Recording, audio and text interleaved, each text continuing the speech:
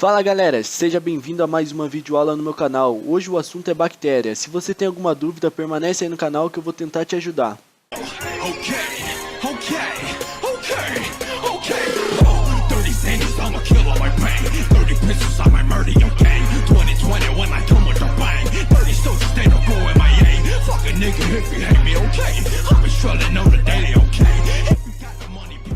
Bom pessoal, como foi dito, nosso assunto hoje é bactérias e as cianobactérias, do reino Monera. Eu queria começar com uma pergunta simples. Por que existem bactérias? Eu sei que muita gente tem na cabeça que bactéria é causadora de doença, mas essa não é a única função de uma bactéria. Nós utilizamos as bactérias para decompor muitas outras coisas. Afinal, as bactérias são importantes e por que estudá-las? As bactérias são muito importantes porque as bactérias estão presentes em quase todos os tipos de meio ambiente. Ela pode estar presente no solo em que você pisa, ela pode estar no ar que você respira e ela pode estar na água que você toma. E nem todas as bactérias são causadoras de doenças, porém, algumas causam doença, assim como a tuberculose, a sífilis, gonorreia, cólera e dentre outras. As bactérias podem ser encontradas também no meio industrial. Sabe quando você vai no mercado e compra aquele Yakult, você olha atrás e está escrito Lactobacillus vivus? Aquilo lá são bactérias, só que porém ela tem uma ação benéfica para o nosso organismo. E as bactérias também têm uma outra característica que é na ecologia. Bactérias apresentam uma extraordinária importância na decomposição da matéria orgânica morta. Uma grande característica das bactérias também é a atuação no ciclo de nitrogênio. O nitrogênio atmosférico, antes de fazer parte de aminoácidos, proteínas e ácidos nucleicos, precisa ser transformado em substâncias aproveitáveis pelas plantas, no processo de fixação biológica. As bactérias efetuam a transformação de nitrogênio em amônia, e a amônia é a matéria-prima para a planta produzir aminoácidos e proteínas, e se for produzida em excesso, ela pode enriquecer o nosso solo. Bom, com o aumento da biotecnologia, hoje nós conseguimos, através de uma bactéria, introduzir no seu plasmídio um pedaço de DNA humano, fazendo com que essa bactéria produza para a gente, por exemplo, insulina, para aqueles que sofrem de diabetes. E como sua última característica, as bactérias e a sua vida latente. Muitas das bactérias são capazes de interromper bruscamente seu metabolismo e permanecer em estado latente, que as atividades vitais são paralisadas. Quando as condições do meio voltam ao normal, elas voltam à ativa. Bom, sabendo de tudo isso, agora a gente pode ir a fundo para conhecer uma bactéria. Ela é unicelular, ou seja, uma única célula. Ela é procarionte, ou seja, procarioteca, ausência de carioteca. Ela é constituída por hialoplasma ou citoplasma. Nesse citoplasma ela tem ribossomos, que é responsável pela síntese de proteína. Ela tem como característica uma cromatina, uma molécula de DNA formada por uma alça ou um tipo de um anel. Ela também possui membrana plasmática, além de possuir uma membrana esquelética ou parede celular. Ela também possui plasmídios, que são pedaços de DNA não ligados ao cromossomo, e também ela possui uma cápsula externa.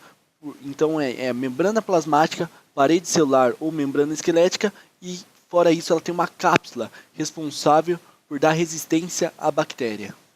Conforme foi dito, as bactérias são procariontes, ou seja, ausência de carioteca. Elas são unicelular, uma única célula. Elas podem ser anaeróbicas, ou seja, não utilizam oxigênio como fonte de produção de energia, ou elas podem ser aeróbicas, utilizam oxigênio como fonte de produção de energia. Ela também pode ser autotrófica. Lembra disso, auto como autossuficiente, produzem seu próprio alimento através da quimiossíntese ou fotossíntese.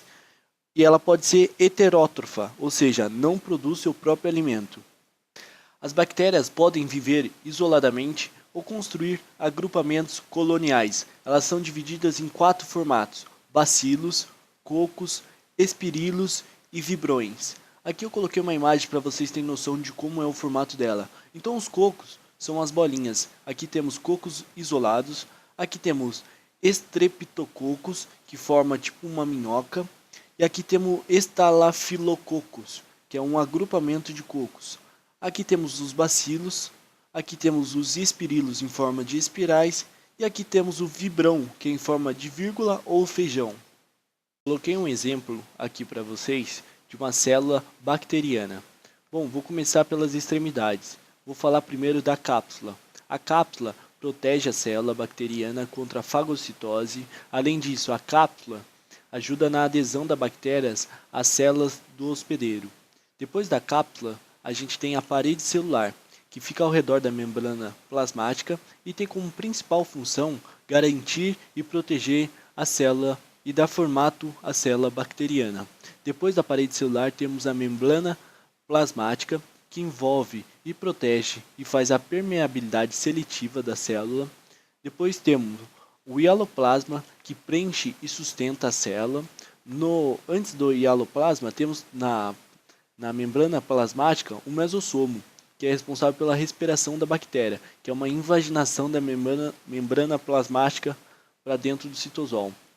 Depois temos a cromatina, que é responsável pela hereditariedade e o controle do metabolismo. Temos no citosol ribossomos, que faz a síntese de proteína, ou seja, produz a proteína para a célula. Temos também no citosol os plasmídios, que são estrutura responsável pela autoduplicação, forma de resistência da célula bacteriana, é aquele que leva um pedacinho do DNA da bactéria, não ligado à cromatina. Temos um exemplo de fibrias ou pelos sexuais, que participa da reprodução sexuada da bactéria. Os pelos sexuais formam uma espécie de ponte bile para transferir o DNA.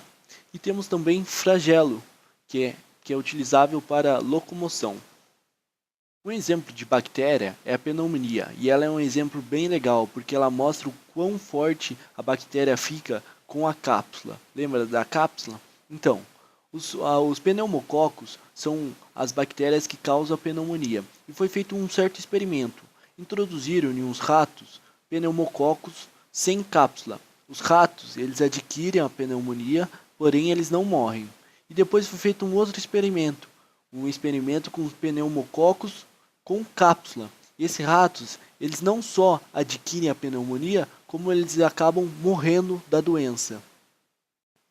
Vou falar um pouquinho para vocês das cianobactérias. Elas são extremamente parecidas com as bactérias.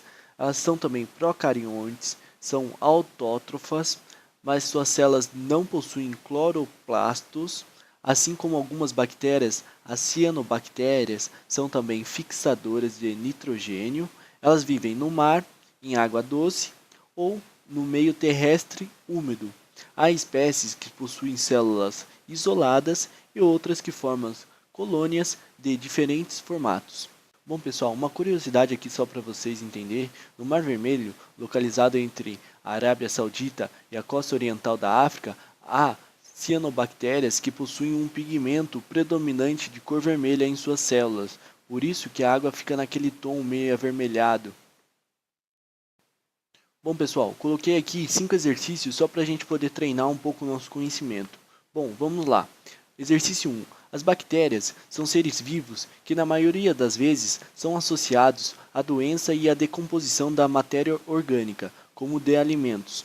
Entretanto, sabemos que elas também são úteis aos seres humanos. A respeito da estrutura desses seres, marca alternativa que não indica uma característica presente em uma bactéria. Bom, letra A. Podem ser autotrófica e heterotrófica.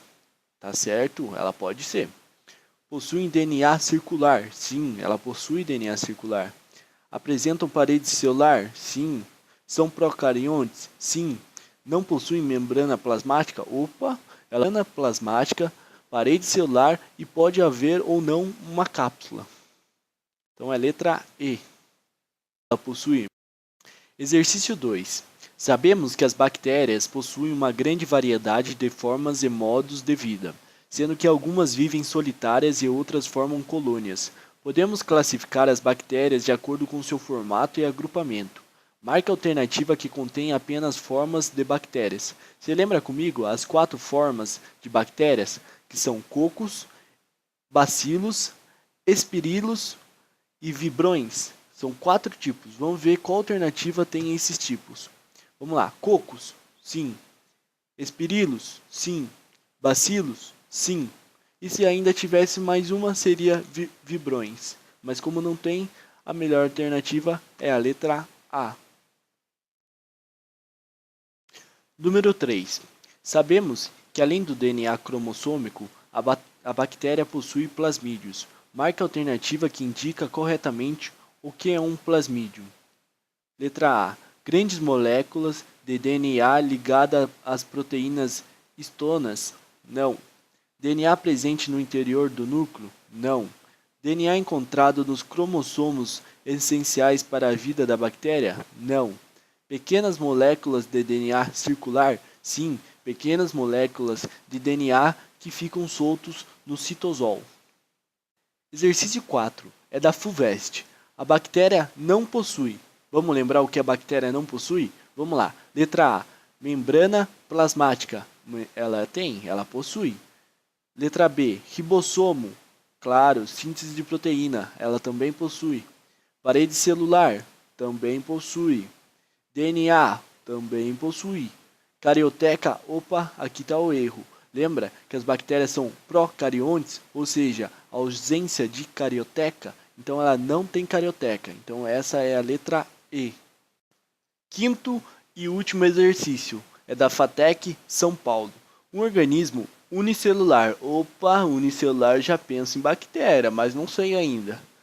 Sem núcleo diferenciado, ou seja, ausência de carioteca. Ele é um procarionte. Unicelular, procarionte, você já ia matar a charada.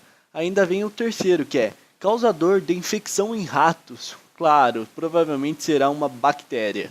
Letra A. É isso aí, pessoal. Chegamos ao fim de mais uma videoaula. Espero que tenha gostado. Se gostou, deixa seu like e se inscreve aí no canal. Fui!